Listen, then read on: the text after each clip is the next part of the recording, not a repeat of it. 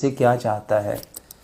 میرے محترم بھائی اور بہنوں، اللہ سبحانہ و تعالیٰ نے قرآن میں فرمایا یا ایھا الذین آمنوا کتب علیکم الصیام کما کتب علی الذین من قبلکم لعلکم تتقون، اے ایمان والو تم پہ روزوں کو فرض کیا گیا جیسا کہ تم سے پہلی امتوں پہ فرض کیا گیا تھا تاکہ تم متقی بن جاؤ۔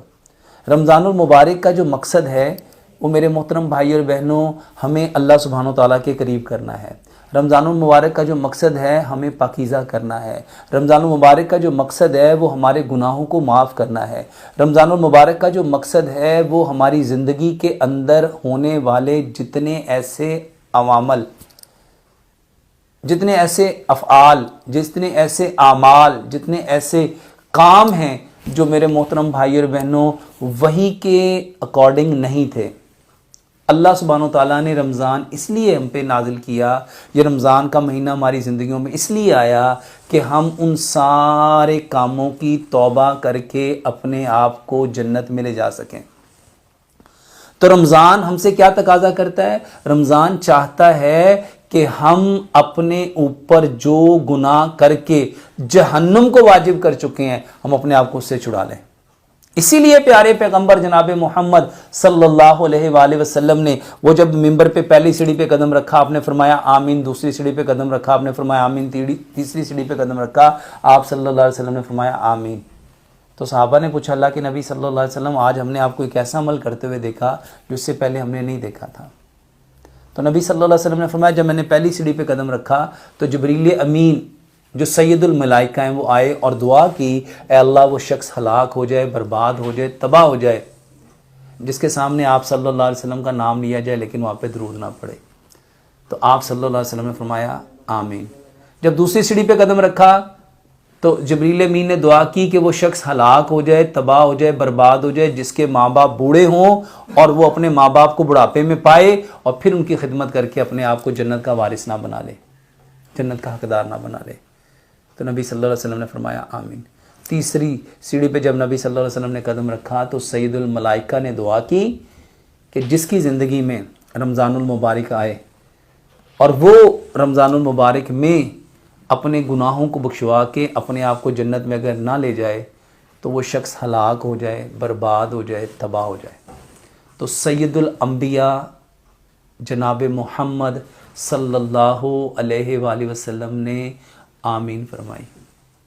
میرے محترم بھائی اور بہنوں، رمضان ہم سے کیا چاہتا ہے؟ صرف ایک چیز کہ ہم جہنم سے بچ کے جنت میں جانے والے بن جائیں، ہم اپنے رب کے قریب ہونے والے بن جائیں، ہم اسلام کو سمجھنے والے بن جائیں، ہم قرآن سے محبت کرنے والے بن جائیں، ہم تہجد پڑھنے والے بن جائیں، ہم چاشت پڑھنے والے بن جائیں، ہم اشراق پڑھنے والے بن جائیں، ہماری آنکھیں حرام کو دیکھنے سے بچ جائیں، ہماری زبان حرام کاموں سے بچ جائے، جھوٹ کو، غیبت کو، چگلی کو، حسد کو، بغض کو، کینے کو، گالی کو، ہر اس بات کو ہماری زبان بند ہو جائے جو رب پسند نہیں کرتا، ہمارے کان ہر اس برائی کو سننے سے رک جائیں، ہمارے ہاتھ ہر اس غلط چیز کو پکڑنے سے رک جائیں، ہمارے پاؤں ہر اس راستے پہ چلنے سے باز آ جائیں جس کو اللہ پسند نہیں کرتا۔ رمضان ہم سے کیا تقاضا کرتا ہے؟ میرے دل کی جو تارے ہیں وہ اپنے رب کے ساتھ مل جائیں، میرا جو کنیکشن ہے، میرا جو کمیونیکیشن ہے وہ اللہ کے ساتھ مل جائے۔ رمضان کیا تقاضا کرتا ہے؟ رمضان یہ چاہتا ہے کہ میرے اس 5 سے 6 فٹ کے بدن کے اوپر صرف نبی صلی اللہ علیہ وسلم کے طریقے، میرے اٹھنے میں نبی کا طریقہ، میرے بیٹھنے میں نبی کا طریقہ، میرے سونے میں نبی کا طریقہ، میرے جاگنے میں نبی جناب محمد صلی اللہ علیہ وآلہ وسلم کا طریقہ۔ الغرض میری پوری زندگی 24 گھنٹے کی زندگی رمضان یہ چاہتا ہے کہ اللہ کے حکموں کے 100% نبی صلی اللہ علیہ وآلہ وسلم کے طریقوں کے مطابق ہو جائے۔ اب رمضان المبارک ایک پریکٹس کا، تربیت کا، ایکسرسائز کا اور ان ساری باتوں کو عملاً کرنے کا مہینہ ہے۔ اس مہینے میں اللہ تعالیٰ جنت کے دروازوں کو کھول دیتے ہیں، جہنم کے دروازوں کو بند کر دیتے ہیں، شیاطین کو جکڑ دیا جاتا ہے تاکہ میرے بندے، اللہ چاہتا ہے کہ میرے بندے اب وہ سارا کچھ حاصل کر لیں جو میں اس کو دینا چاہتا ہوں۔ میرے محترم بھائی اور بہنوں، بدنصیب ہے وہ شخص، بدقسمت ہے وہ شخص جس کی زندگی میں رمضان المبارک کا مہینہ آیا لیکن وہ اس سے نفع نہ اٹھا سکا۔ یہ اسلام کے اکارڈنگ بھی ہے, یہ سائنس کے اکارڈنگ بھی ہے. میرے محترم بھائی اور بہنوں, جیسے سائنس کہتی ہے every person has two different energies, first one is call positive and second one is call negative. اب ہمارا رب کیونکہ پازیٹیو ہے, وہ ہمیں پازیٹیو دیکھنا چاہتا ہے. ہمارا رب ہمیں برائیوں سے بچانا چاہتا ہے, ہمیں نیگیٹیوٹی سے بچانا چاہتا ہے. اسی لیے رب تعالیٰ نے جتنی نیگیٹیوٹی تھی اس کو جکڑ دیا, اس کو بند کر دیا, اور ہمیں وہ اپرچونٹی دی. ہمارے لیے وہ سارا میدان کھلا چھوڑ دیا کہ جو تمہارا دشمن تھا اس کو میں نے باندھ دیا ہے. مساجد کو کھول دیا, سینوں کو کشادہ کر دیا, آسمان سے فرشتے برکتوں کے لیے, رحمتوں کے لیے اترنا شروع ہو گئے.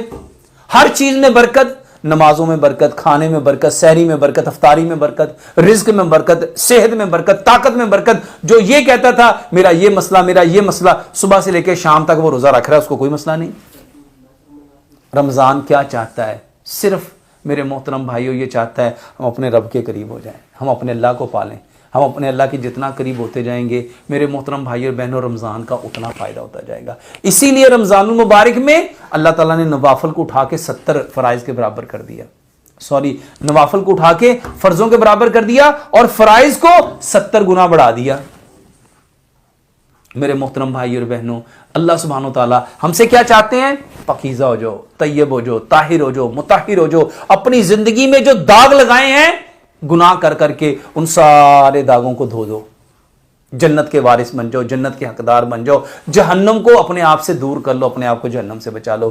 یہ رمضان کا تقاضا ہے.